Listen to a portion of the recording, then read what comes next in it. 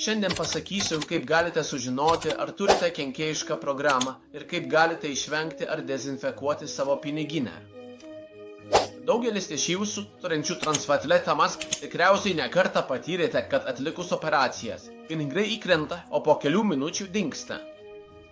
Ką turite daryti? Nereikia jungti baleto. Tiesiog su savo piniginės adresu, kurį rasite savo piniginėje, arba jei paspausite BNB Smart Chain, kad gautumėte ar siųstumėte, turėsite savo piniginės adresą, jį nukopijuokite ir įklijuokite į VITSCAN svetainę, kuri skirta piniginės patikrinimui, ir paspauskite patikrinti. Jei piniginė yra švari, bus parašyta, kad nieko nėra, o jei ne, pradės rodyti visus leidimus. Ar atkreipėte dėmesį, yra leidimas, kuris priklauso Uniswap ar Pansakeswap ir jis paprastai vadinamas Permit 2. Gerai. Leidimas su numeriu 2, bet turite jį patikrinti, ar jis nėra sukčiavimas, tai labai svarbu, o vėliau pamatysite kitokius leidimus, kuriuos galbūt suteikėte tam tikrų momentų, net nežinodami gerai. Kaip tai pašalinti?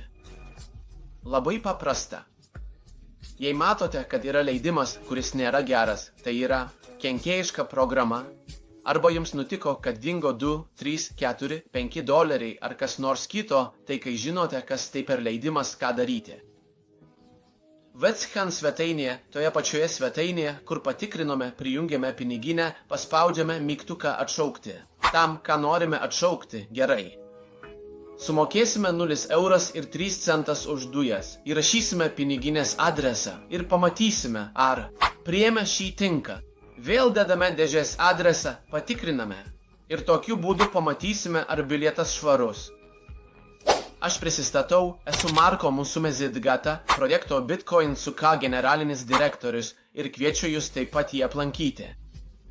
Kviečiu jūs pažiūrėti mano projektą, esu ekonomistas ir finansų analitikas ir šiandien jums pateikiau labai svarbią informaciją. Taigi, patikrinkite piniginę ir pažiūrėkite, ar jūsų piniginė yra švari. Labai ačiū!